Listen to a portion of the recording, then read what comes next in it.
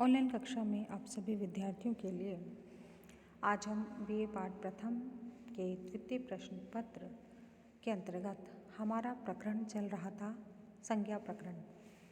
संज्ञा प्रकरण के सूत्रों को हल करते हुए हमने देखा विद्यार्थियों, इसी क्रम में हमारा अगला सूत्र है समाहारः स्वरितः, अर्थात उदात्त और अनुदात्त वर्णों के धर्म, उदात्तत्व और अनुदात्तत्व ये दोनों जिस अच में विद्यमान हो, अच यानी स्वर, वह अच स्वरित संज्ञक होता है। कहने का तात्पर्य विद्यार्थियों कि उदात्तपने और अनुदात्तपने के मेल वाला जो स्वर है वो स्वरित कहलाता है। पिछले सूत्रों में हमने देखा कि दो स्थान कहे हैं स्वरों के उच्चरित होने के, एक ऊपर वाला भाग और दूसरा नीचे वाला भाग। जो अच इन दोनों भागों से बोला जाएगा उसे स्वरित कहते हैं। जैसे विद्यार्थियों अकार का स्थान कंठ है, यदि अकार कंठ के ऊपर वाले भाग से बोला जाएगा और नीचे वाले भाग से भी बोला जाएगा तो उसकी इस सूत्र से स्वरित संज्ञा होगी। विद्यार्थियों इस प्रकार से हमने देखा ह्रस्व, दीर्घ और प्लुत ये तीन प्रकार के स्वर हैं और प्रत्येक के उदात्त, अनुदात्त और स्वरित तीन तीन भेद हो जाते हैं। इस प्रकार अच के 9 भेद हमने यहाँ पर पढ़ लिए हैं। विद्यार्थियों ये जो उदात्त, अनुदात्त और स्वरित स्वरों का जो वर्गीकरण है इसमें आगे की ओर चलते हैं। इन 9 भेदों में भी हर एक के पुनः अनुनासिक और अनुनासिक आधार पर 2-2 भेद और करके प्रत्येक अच के 18 भेद हो जाते हैं। विद्यार्थियों उदात्त, अनुदात्त और जो स्वरित स्वर हैं वेदों में इनके लिए संकेत चिन्हों का प्रयोग किया जाता था, किंतु लोक में इस प्रकार से कोई चिन्ह हमें देखने को नहीं मिलता है। विद्यार्थियों उदात्त के लिए कोई चिन्ह नहीं होता है, अनुदात्त के नीचे एक लाइन नीचे पड़ी रेखा और स्वरित के ऊपर खड़ी रेखा का चिन्ह होता है। विद्यार्थियों तो इस प्रकार से हमने प्रत्येक स्वर के 18 भेदों को यहाँ पर समझा। अब हम आगे की तरफ चलते हैं। विद्यार्थियों ये देखिए, ये तालिका मैंने आपके सामने आपको समझाने के लिए उपलब्ध कराई है। विद्यार्थियों अब हम चलते हैं हमारे अगले सूत्र की तरफ।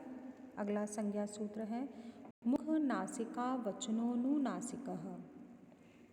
मुख सहित नासिका से बोला जाने वाला वर्ण अनुनासिक संज्ञक होता है।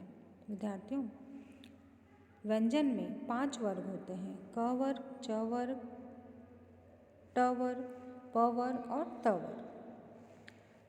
इन वर्गों में 5-5 वर्ण होते हैं, तो अंतिम जो 5वां वर्ण है उसका उच्चारण मुख और नासिका दोनों से होता है, इसलिए वो अनुनासिक कहलाते हैं। इस सूत्र में यही बात कही है विद्यार्थियों कि मुख से तो प्रत्येक वर्ण बोला जाता है, किंतु जो मुख और नासिका दोनों से बोला जाए उसे अनुनासिक कहते हैं। जैसे गकार, यकार, नकार, नकार और मकार, इसलिए ये अनुनासिक संज्ञक होते हैं। विद्यार्थियों अब हम चलते हैं हमारे अगले संज्ञा सूत्र तुल्यासे प्रयत्नम सवर्णम। तुल्यासे प्रयत्नम अर्थात तालु आदि स्थान और आभ्यंतर प्रयत्न, ये दोनों जिस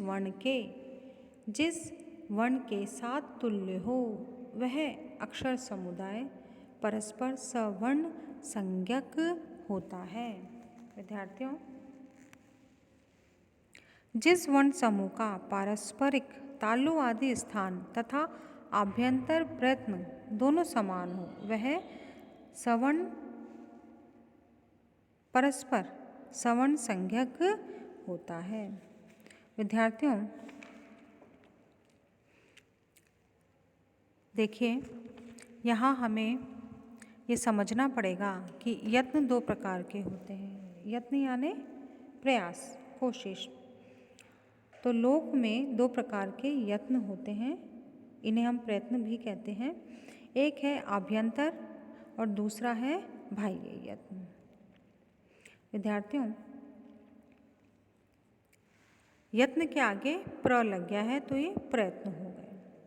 तो प्रथम जो आभ्यंतर यत्न है वो 5 प्रकार का होता है। स्पृष्ट, ईषद स्पृष्ट, ईषद विवृत, विवृत और संवृत। इसी प्रकार से जो बाह्य यत्न है वो 11 प्रकार का होता है। विवार, संवार, श्वास, नाद, घोष, अघोष, अल्पप्राण, महाप्राण, उदात्त, अनुदात्त और स्वरित। तो इस प्रकार से विद्यार्थियों इसका सारा वर्णन मैंने इस व्याख्यान में आप लोगों की सुविधा के लिए दिया है। आप इसे ध्यान से पढ़िए और समझिए। विद्यार्थियों, अब हम चलते हैं हमारे अगले सूत्र की ओर, और उसके पहले हम ये समझ लें कि तकार और थकार का उच्चारण स्थान दंत है। ठीक है, तो आभ्यंतर यत्न इनका स्पृष्ट है, इसलिए आभ्यंतर यत्न और एक स्थान वाले होने के कारण तकार और थकार परस्पर सवर्ण संज्ञक होंगे और इनकी तुल्या से प्रयत्नम सवर्णम सूत्र से संज्ञा होगी।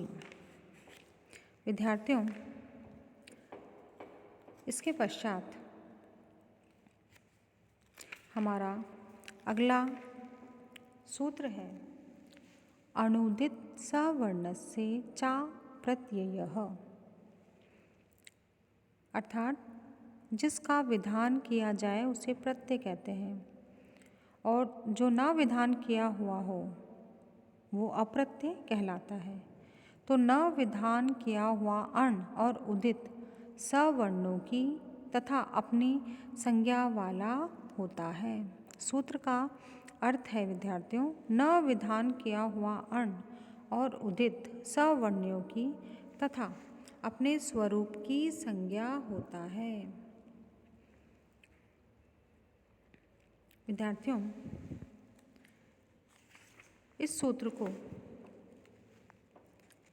हम इस प्रकार से समझ सकते हैं, जैसे अण प्रत्याहार अकार, इकार, उकार, ऋकार, लिकार, एकार, उकार, ऐकार, औकार और ह, य, व, र और ल का बोधक है। विद्यार्थियों,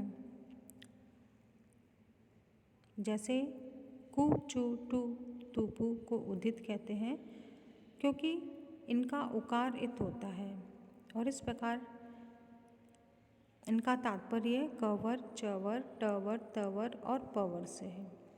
तो हम इसको देखते हैं कि इको यंची सूत्र में इक जो है अविद्यमान है क्योंकि विधान तो उसके स्थान पर यण का हुआ है और एक प्रत्याहार में इकार, उकार, ऋकार और लिकार वर्ण आते हैं, इसलिए अविद्यमान होने के कारण इकार, उकार, ऋकार और लिकार यहाँ अपने और अपने सवर्णों यानी दीर्घ, प्लुत, उदात्त, अनुदात्त और अन्य भेदों का बोध कराते हैं। तो विद्यार्थियों, यहाँ पर सुधि प्लस उपास्य आदि स्थलों पर दीर्घ इकार के स्थान पर यण को शुद्धि उपास्य होकर के शुद्धि उपास्य रूप बनता है। विद्यार्थियों,